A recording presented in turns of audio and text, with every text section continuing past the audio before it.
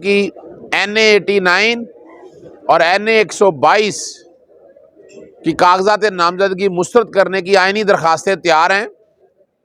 NA 89 की certified copies अभी तक मौसूल नहीं हुई हैं और इंशाल्लाह उम्मीद है कि आज ही दायर करके गुजारिश की जाएगी कि दरखास्तें आज ही मुकर्रर कर दी जाएं।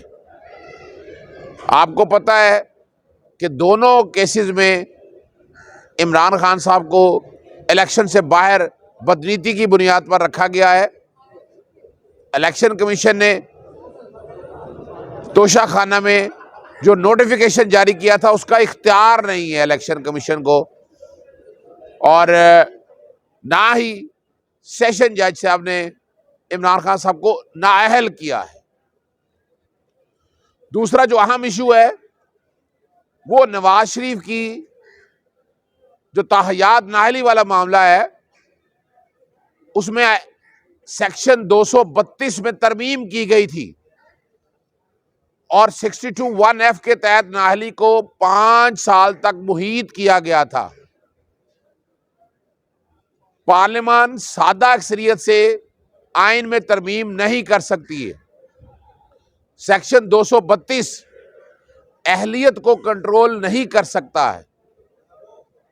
अगर तरमीम करनी है तो आइनी तरमीम हो, और सेक्शन 235 जो है ये आइन के आर्टिकल 17, आर्टिकल 62 और 63 और इस्लामी दफात के मुतसादम है।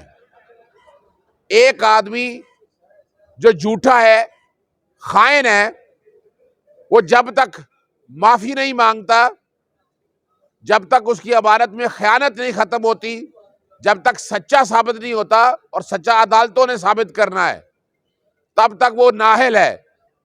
इसीलिए नवाज शरीफ ताहयात नाअहल है। सुप्रीम कोर्ट के फैसले का मैं नहीं समझता इस पे असर होगा।